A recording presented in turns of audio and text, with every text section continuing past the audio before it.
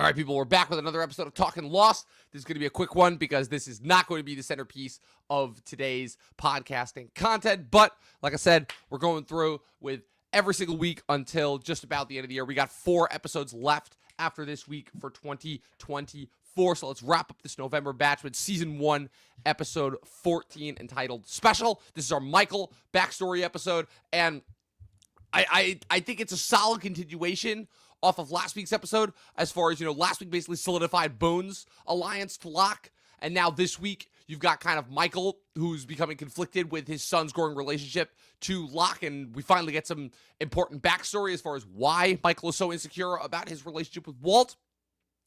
Luke, you got anything to say before we get this episode started? No, only that this was not the most impactful episode of television I watched this week, but of course, still Lost. We got to talk in Lost. We got to talk in Lost, indeed. All that and more on today's episode of Talkin' Lost. Stay tuned.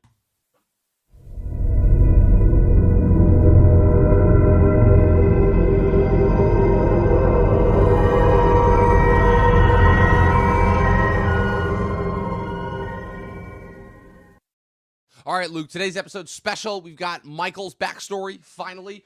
Michael's been an interesting character, both throughout this first season and throughout the canon of Lost, because a lot of people have basically considered him to be like, hey, what's up, John? A lot of people have basically considered him to be one of the less effective characters. He's kind of hasn't really contributed as much. It's mostly every chance he's been there has been like, where's Walt? Where's Walt? Where's Walt? And the biggest thing here, obviously, is that we have the establishment of Walt, which it's another interesting because this is one of those lost storylines that could have been, rather than one of those lost storylines that will have some cool stuff yet to come. Because the reason being that, obviously we haven't gotten this far into the story yet where we can discuss the idea of the candidates.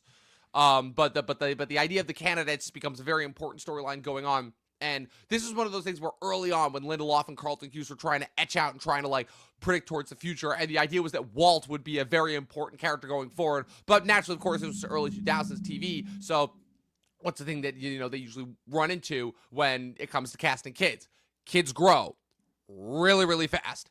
And they were not expecting that because obviously that doesn't work out timeline-wise if they're only on the island for a certain amount of time. But obviously the show continues on for almost 8 years. So naturally, Malcolm David Kelly, the actor who plays Walt, grew pretty significantly throughout that time. So naturally, they kind of weren't able to use the precocious kid storyline going forward, as Lindelof talked about during many, many Lost interviews over the years. But in this episode, like I said, we get our Michael backstory. It once again is tragic the way that a lot of other characters go, but it's funny how as we get further and further in, we're starting to see the seeds of which characters are actually going to be important versus which characters are not. And if you're paying attention, you notice that I think with the exception of one character, all of the important characters that kind of make it through all the way to the end are the ones with pretty significant connections to the island, versus the ones who don't are the ones who are not necessarily having that connection. And I think that's interesting, especially considering that, with not only Michael's backstory, but with Walt's as well, you see that, Walt was sort of semi-destined to come to the island, maybe, possibly. It's a little bit more ambiguous. So what did you think of that whole part of this episode? Yeah, so as is with most Lost characters, seeing their backstory tells us why they are the way they are. So Michael hasn't been in Walt's life for pretty much all of it. So now he's trying to be a father. He does not be a father, so he's just uber protective of him. He gets into some tussles with Locke, which we'll get to. But yeah, the slightly supernatural type part of calling Walt to the island, that's I'm sure. Well, I wish that would be explored, but as you said, they had to divert from that path. It reminds me a bit like The Shining and calling Danny to the Overlook, like this source of power to a greater power or something. So yeah, shame that didn't work out, but I'm sure it'll. Yeah, it would have been cool to say the least, especially given that, obviously, on the island, Walt is clearly drawn to the figure like John Locke, who has the strongest connection to the island. Obviously, Locke is teaching him how to throw knives, and that's obviously what kicks off the plot that's on the island. But also off the island as well in the flashbacks, you have that scene where the bird just flies into the glass banister and dies. Potentially an omen shortly before his own mother died, as we see in the flashback. So that's all quite interesting there. As far as Michael goes, yeah, you're right. Michael, to me, is a character who just is constantly given a bad hand. It's throughout his entire time on the island and then off the island. And then because I'll admit, Michael's one of those characters where he disappears from Lost for a season before returning in a later season. And Michael is a guy who is constantly trying to do the right thing and is consistently given a bad hand over and over and over again. And obviously, like a lot of other people that have been in that scenario, he causes him to usually act out and act very irrationally. And then, while some might consider him to be an unlikable character, I find him to be much more of a sympathetic character than people may make it out to be, especially once you see in this backstory that, again, he had kind of this, not exactly this dream life plan, but, rather an unconventional lifestyle. He was a struggling artist / construction worker who was not married, but with, and planning on having a child with an up-and-coming lawyer who then promptly left him to go be with another guy who gave her a job offer in Amsterdam, taking their at the time infant son with her. Then Michael gets hit by a car, so he doesn't even have a chance to go over and be in his son's life before his girlfriend / baby's mother comes back and basically tells him that in exchange for paying for his hospital bills, he's not going to be in Walt's life anymore. And that happens for another 9 years before she promptly dies of a blood disorder, forcing her, at the time, new husband, Brian, to basically deposit Walt back into Michael's life after being witness to some of the more spooky supernatural things that have been surrounding Walt. And that, of course, explains... Hence the episode title. Exactly. And also explaining for why Michael and Walt were in Australia when they were on Oceanic Flight 815 coming back. So that's the other thing that I like too, is showing and explaining kind of how every character was in Australia for the plane coming back, And they took the dog. Yeah. Is the dog going to play a bigger part than it has so unfortunately, far? I'm trying to remember if Vincent comes back this season, or because there's a very pivotal moment in the finale of Lost when Vincent comforts Jack, but Vincent disappears for a little bit and doesn't come back, unfortunately. So I don't remember if this is it. So, of course, obviously, on the island, the simmering underlying tension that's been going on between Michael and Walt finally comes to a head as Michael once again sees Walt being shown how to throw knives by Locke. And at first you would think that, okay, Michael's just being another rational-minded father figure. He's seeing this complete stranger who hasn't exactly proven to be the most, straightforward and upfront person, teaching his son to literally throw knives.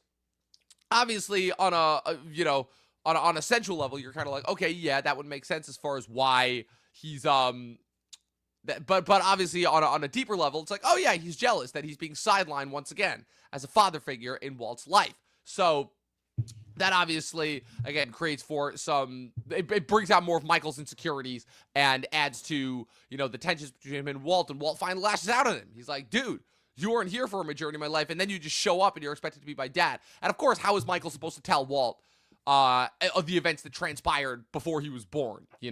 It's like it's like, dude, I didn't even have a chance. But of course, this leads to Walt running off. Once again gets attacked by a polar bear, and of course it forces Michael to enlist Locke's just help ever in so order to save subtle him. foreshadowing of the Green Lantern Flash comic book with the polar exactly. bear. I'm like, oh, I wonder who's going to show up Yeah. this episode. And also, one could argue some subtle foreshadowing for Lindelof's future career, as he is going to be showrunning the Green Lantern TV show under James Gunn's new DC regime with Kyle Chandler and Aaron Pierre. So, once again, some more foreshadowing there. But of course, Locke and Michael, they managed to save Walt from the polar bear. Again, some very, very goofy early 2000s TV CGI.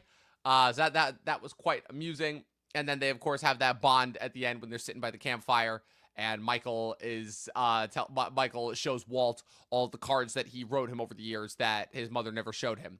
And Michael tells him the joke that the nurse tried to tell him earlier on when he was in the ICU, and is like, what's black and white and red all over? It's a sunburnt penguin. And even Michael's like, dude, and even Walt's like, dude, that's stupid. And he's like, yeah, I know, it's pretty dumb.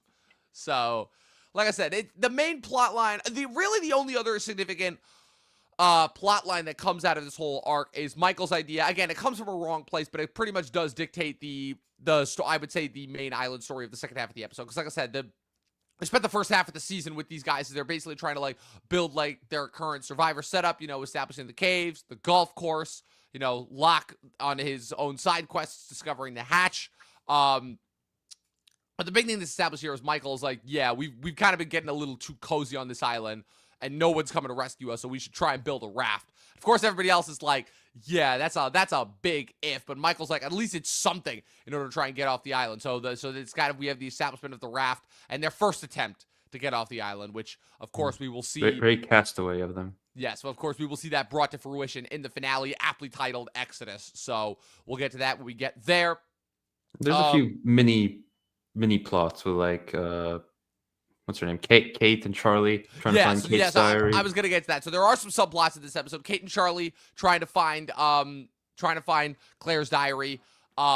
Saeed obviously continuing to try and map out Russo's maps.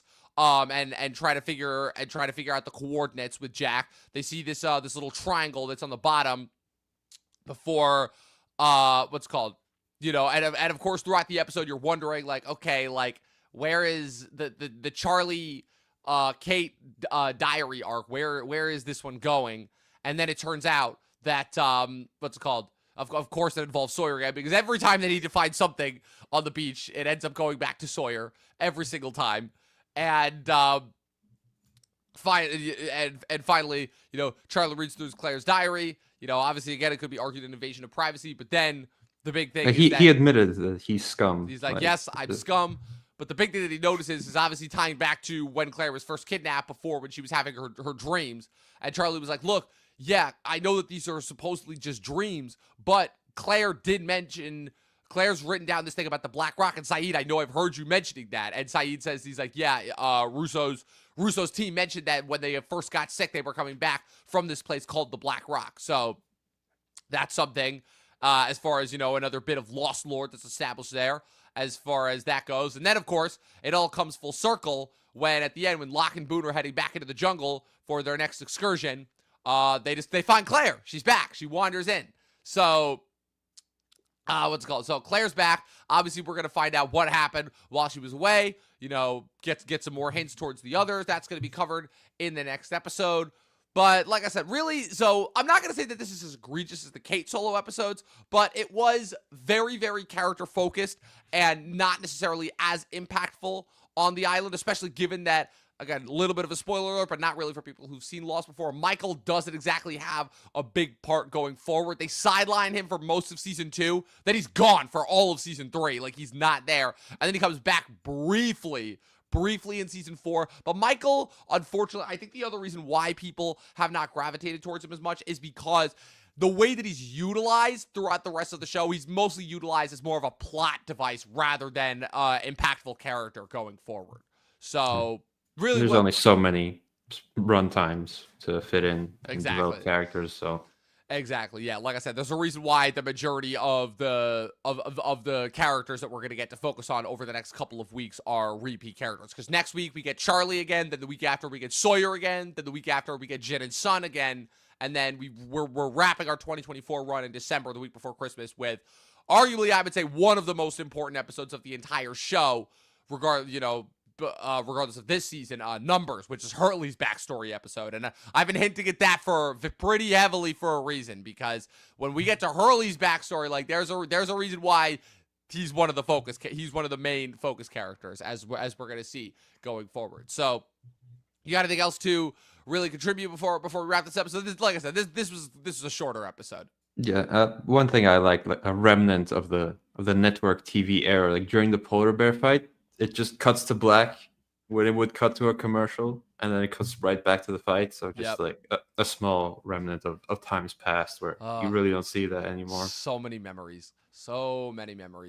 As far as that goes. I really miss when TV was like that. So, like I said, this is a little bit of a shorter episode today. Not too much to cover as far as things go. Like I said, we'll be back next week with Homecoming. Now that Claire's back, obviously we'll have more to talk about probably over the next couple of weeks as we build closer to the others and as Locke and Boone start to get more fruition into the hatch. Like I said, this is the part of the 24 episodes where it's like, all right, like, do we really need like every episode in this second batch? But like I said, TV quotas, so we're gonna have more as time goes on. I do find it hilarious that we're kind of back. The show is back to just like making fun of Shannon every chance they get, where they're literally like, where literally when Michael is talking to Jack and Saeed about what's it called, about building the raft, and it's like, oh, when I get sunburn, which everyone kind of collectively looks. No, at she her gets seasick. She gets seasick, and they're all collectively kind of like, dude, just shut up. Like nobody cares at this point. Literally nobody cares. The writers did not do her any favors.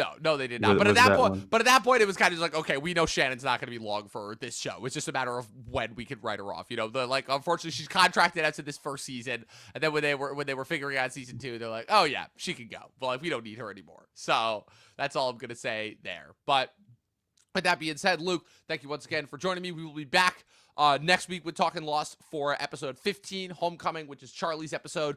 And then also, we're going to be back later today to recap and wrap, I would argue, the best TV show of the decade. Definitely the best thing that Netflix has ever made. Possibly one of the best shows I've ever seen. Arcane League of Legends Season 2, the final season. After a 3-year wait, it was finally back. And we were watching every episode as they dropped week to week religiously. And they dropped the final 3 episodes yesterday. We watched them all, and we're going to recap them later on today. Oh, man, Luke. I just can't believe that one of my favorite things ever has League of Legends in the title, which like, I don't play that game. I know it's a very toxic thing, but I'm glad that something so good has come out of it. I don't know if I'm emotionally ready to talk about this show, but I'm going to do it because it's I stopped watching like midway through episode 7, you know, it's for my mental health. Yeah. It's just like, oh man, like that 7th episode was already tough enough to begin with. And then I'm like, fuck, and now we have to finish it. And yeah, I finished it last night. We'll get to it. All right. But in the meantime, where can the good people follow you on the interwebs? Year almost is over. So the top 10 is coming. Look reviews on YouTube. You can subscribe there and just wait until something pops up. Oh man, best end promotion ever.